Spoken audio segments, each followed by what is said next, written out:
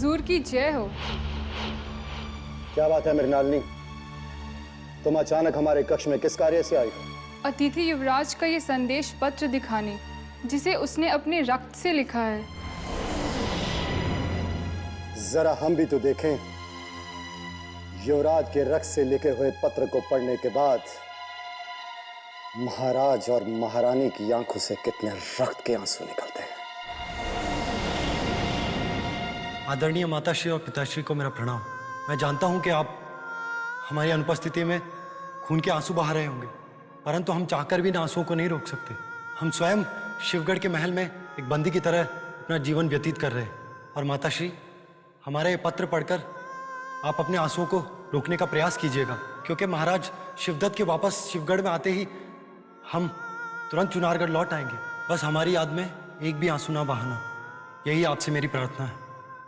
आपका सुपुत्र इंद्रजीत सिंह। हम नहीं चाहते कि युवराज के माता पिता के बहते आंसू इतनी शीघ्रता से रुक जाएं। हम ये संदेश चुनारगढ़ के महल तक नहीं पहुंचने देंगे। जाओ और युवराज से कह दो कि उनका संदेश चुनारगढ़ के महल तक पहुंच गया है। जो आज्ञा हुजूर। हम महाराज शिवदत्त के शत्रुओं को कभी चैन से बैठने नहीं देंगे, चाहे वो शत्रु चुनारगढ़ में हो या शिवगढ़ में। हम उन्हें खोज खोज कर इसी संदेश पत्र की तरह जलाकर राख कर देंगे।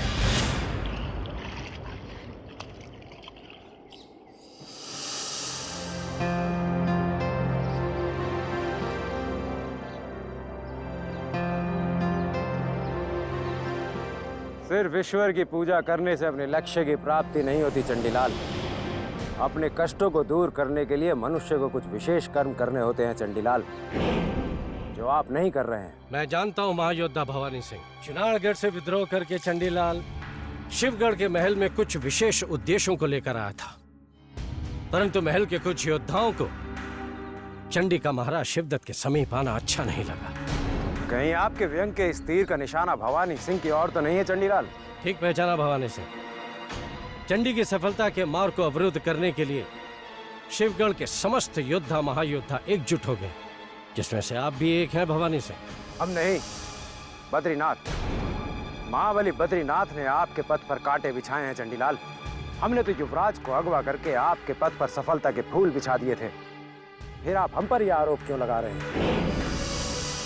आपने चुनारगढ़ के युवराज का अपहरण मेरी इच्छा से अवश्य किया था, परंतु उसके पीछे मेरा लाभ कम और आपका स्वार्थ अधिक था।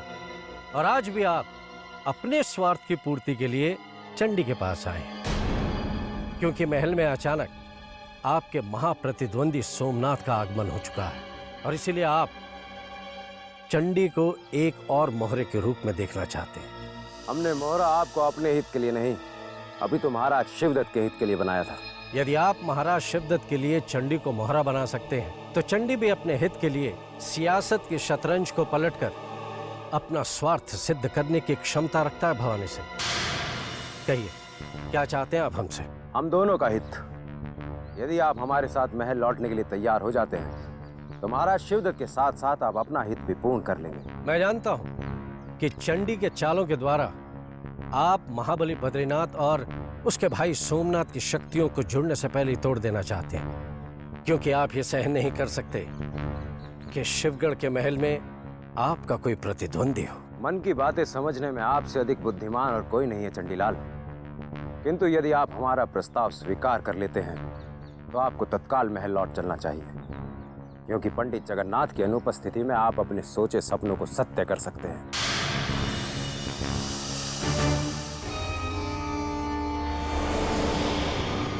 चंडी की बुद्धि के बिना तुम्हारी शक्तियां अधूरी हैं भवानी। अब मुझे महाराज शिवदत्त के हित की कोई चिंता नहीं है, परंतु बद्रीनाथ से अपने अपमान का बदला लेने के लिए मैं महल में आने के तुम्हारे निमंत्रण पर अवश्य विचार करूंगा।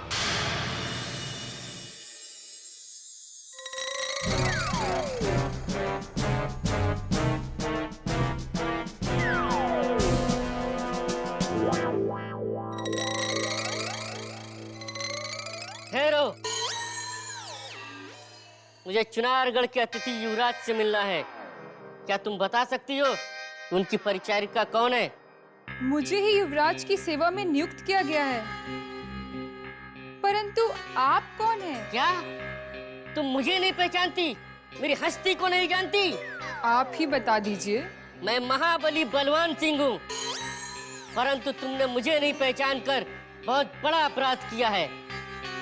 परंतु इसका दंड हम अपने पिताश्री से कह के तुम्हें अवश्य दिलवाएंगे। किंतु आप इतना क्रोधित क्यों हो रहे हैं महाबली बलवान सिंह? और आपके पिताश्री कौन है?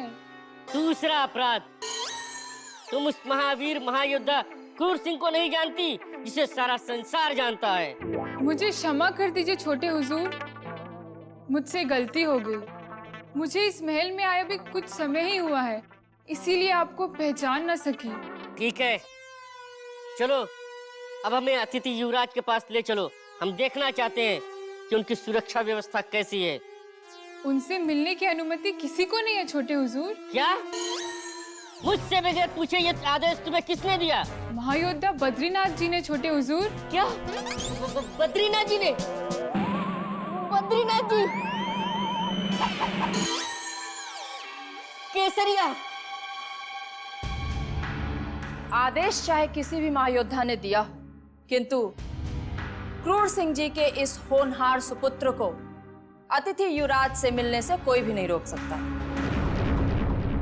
ठीक है केसरिया, तुम इन्हें समझा दो कि महल में कहीं भी आते जाते हमें कोई रोक टोक पसंद नहीं, वरना हम अपने पिताश्री से कह के उस बद्रीनाथ को पद मुक्त करवा देंगे। अब हम चलते हैं।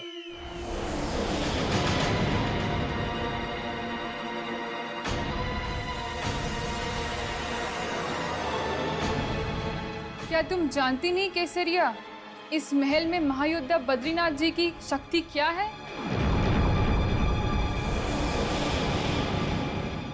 जानती हूँ मृणालिनी,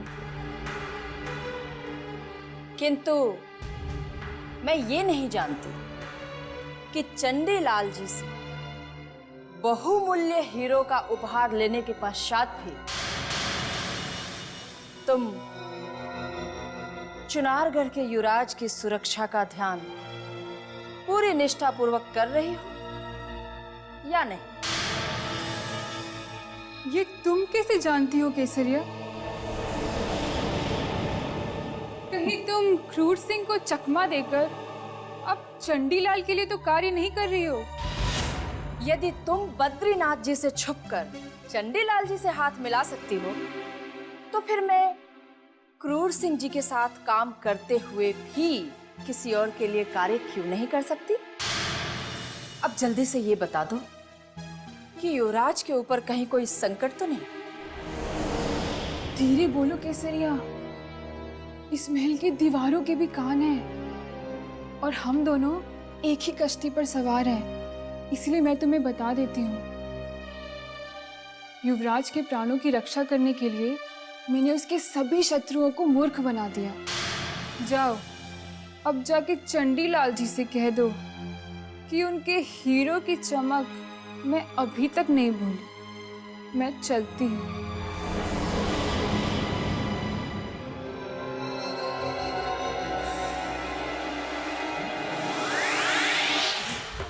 गुरु चंडीलाल जी सत्य कहते हैं कि शिवगढ़ के महल में किसी पर भी विश्वास नहीं किया जा सकता। चंदू, तुम कहाँ हो चंदू? चंदू, तुम यहाँ? चंदू, हमें विश्वास नहीं हो रहा। हम कहीं कोई स्वप्न तो नहीं देख रहे हैं चंदू? तुम यहाँ हमारे शयन कक्ष में? सपने तो हम भी देख रहे हैं प्रिय क्रूर। तुम्हारी रानी बनने का सपना जो हमने देखा था, पता नहीं कब पूरा होगा। तुम सत्य कह रही हो चंदू? तुमने महायोद्धा क्रूर सिंह की महारानी बनने का स्वप्न देखा था? देखा नहीं, आज भी देख रही हूँ।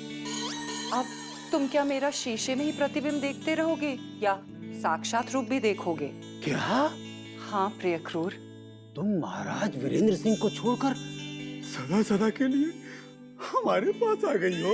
कितने वर्षों के बाद हमारा अब मिलन होने जा रहा है। अब हमारे दोनों युवराज भी शिवगढ़ में हैं। इसीलिए अब हम सब मिलकर यहाँ शिवगढ़ में ही रहेंगे। अब हम दोनों को कोई अलग नहीं कर सकता। सत्य कह रही हो चंदू। प्रिय चंदू, हम तो तुम्हें साक्षात ही देखना चाहते हैं और तुम हो कि केवल प्रतिबिंब में ही दिखाई देती हो। जाओ, हम तुमसे बात नहीं करते, तुम बड़ी वो हो। कितने भोले हो तुम। देखो, तुम्हारे पीछे ही तो खड़ी हूँ। पीछे?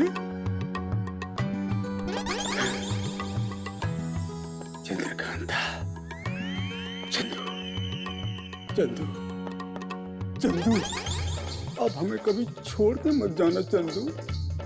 आओ, हमारी बाहों में आ जाओ, हमें अपनी जुल्फों के साए में छुपा लो, अपने कोमल अधरों से एक चुंबन तो दे दो। चुंबन के स्थान पर थप्पड़? ये क्या किया प्रिय?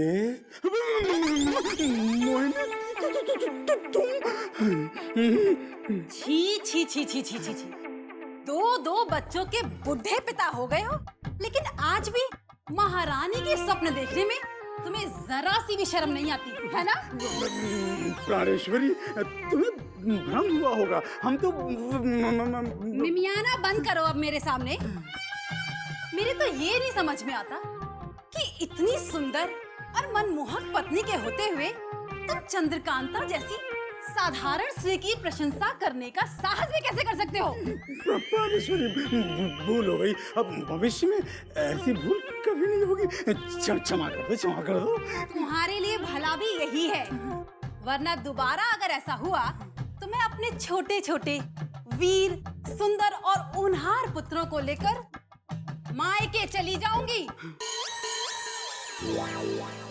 मायके चली जाऊंगी, मायके चली जाऊंगी, मायके चली जाऊंगी। सुनते सुनते हमारे कान बहरे हो गए। जब से विवाह हुआ है, एक बार भी मायके नहीं गई। कुछ करो प्रभु, पता नहीं कब हमारी पत्नी से और हमारे शत्रुओं से हमें छुटकारा मिलेगा। चंदू, चंदू, चंदू, एक बार फिर से आ जाओ चंदू, चाहे स्वप्न में ही सही, आ जाओ चंदू।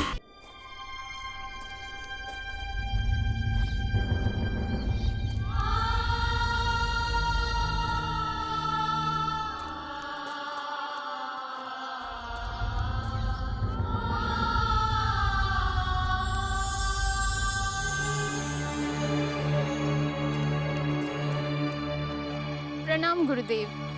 आयुष्मान भव। शिवगढ़ के महल में जाकर मैंने अतिथि युवराज का शुभ समाचार प्राप्त करने में सफलता प्राप्त कर ली है। मुझे आश्चर्य है जमुना कि तुमने अपने पहले ही प्रयास में महल के द्वार के भीतर वायु की तरह प्रवेश करने में सफलता प्राप्त कर ली। तैयारी की कला में दक्ष बनाकर आपने मेरे आत्मविश्वास को आकाश की ऊंचाई पर पहुंचा दिया है गुरुदेव। इसलिए मैं महल के भीतर सेंध लगाने में सफल हो गई। मुझे तुम पर गर्व है जमुना, परंतु तुम महल के सुरक्षा रक्षकों की दृष्टि से बचकर कैसे निकल आई? केसरिया का रूप बनाकर मैंने मृणालिनी से युवराज इंद्रजीत सिंह की समस्त सूचना प्राप्त कर ली गुरुदेव। उसने बताया कि युवराज की सुरक्षा के लिए उसने अपनी पूरी शक्ति लगा दी है। मैं यही जानना चाहता था जमुना कि अभी भी युवराज इंद्रजीत सिंह सुरक्षित है, नहीं तो भवानी सिंह और क्रूर सिंह जैसे शत्रु उनके प्राण छीन सकते हैं। अब मुझे शीघ्र महल पहुंचकर युवराज की सुरक्षा की कोई योजना बनानी होगी, अन्यथा महाराज शिवदत्त के महल पहुंचने के पश्चात पश्चावी के सिवा कुछ हाथ नहीं लगेगा। परंतु युवराज की सुरक्षा के लिए अब महायोद्धा सोमनाथ भी तो आ गए हैं गुरुदेव। तुम भवानी सिंह को नहीं जानती जमुना। यदि वो अपने वास्तविक रूप में आ गए तो सोमनाथ तो क्या, महाबली बद्रीनाथ को भी परास्त करने का अंतिम समय तक वो प्रयास करेंगे। इसलिए हम नहीं चाहते कि शिवगढ़ के महायोद्धाओं की आपसी लड़ाई में हमें कोई क्षति उठानी पड़े। वैसे भी चुनारगढ़ के सभी योद्धा कभी भी यहाँ पहुंचकर पासा पलट सकते हैं। मुझे पता चला है कि ये सारे महायोद्धा अलग अलग दिशाओं से प्रस्थान कर चुके हैं।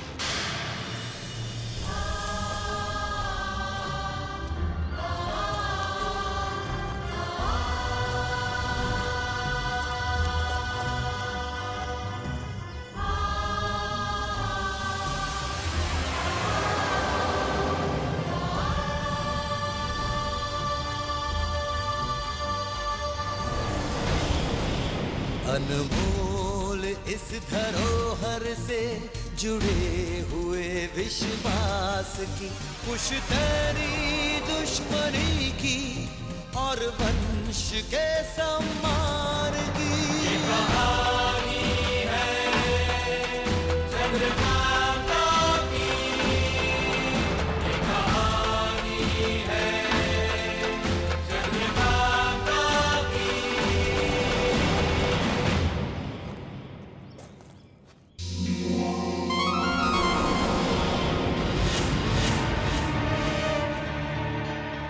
पैरों के निशान,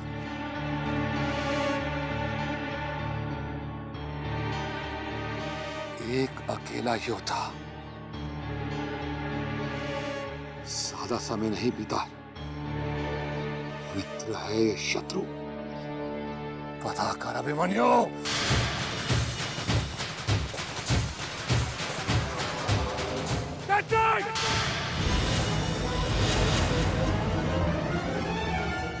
महाबली अभिमन्यु,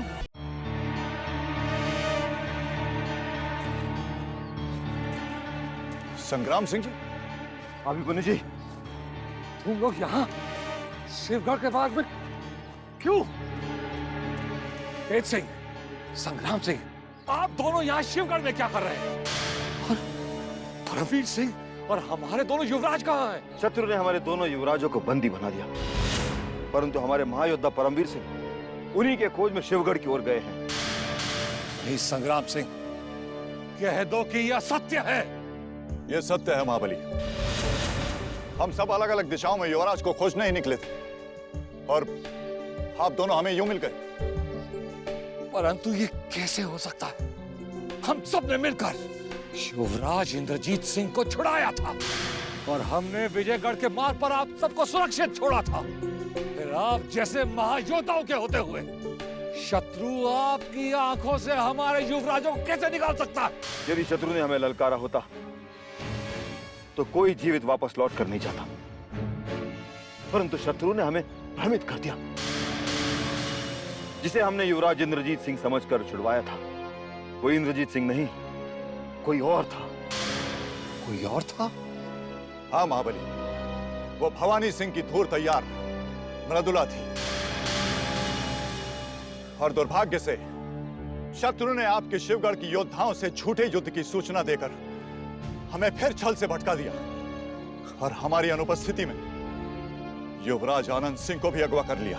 अनर्थ हो गया, परंतु इसमें हमारे महायोद्धाओं का कोई दोष नहीं। दोष तो उन शिवगढ़ के कायर योद्धाओं का है, जो छाती पर नहीं पीठ पर छल से वार करते हैं। तभी ये सूचना चुनारगढ़ पहुंच गई और महाराज वीरेंद्र सिंह को पता चल गया तो वो हमारी प्रतीक्षा किए बिना युद्ध का ऐलान कर देंगे और बहुत बड़ा अनर्थ हो जाएगा। महायोद्धा अभिमन्यु, अब इस अनर्थ को रोकने के लिए हमें क्या करना चाहिए? हमें जल्द से जल्द अपने दोनों युवराजों को खोजना होगा। हम तीनों अलग अलग मार्ग पर चले जाते और जिसे भी युवराज मिल जाए वो कान्हेरी जंगल के चंडी मंदिर पर एक दूसरे का इंतजार करें।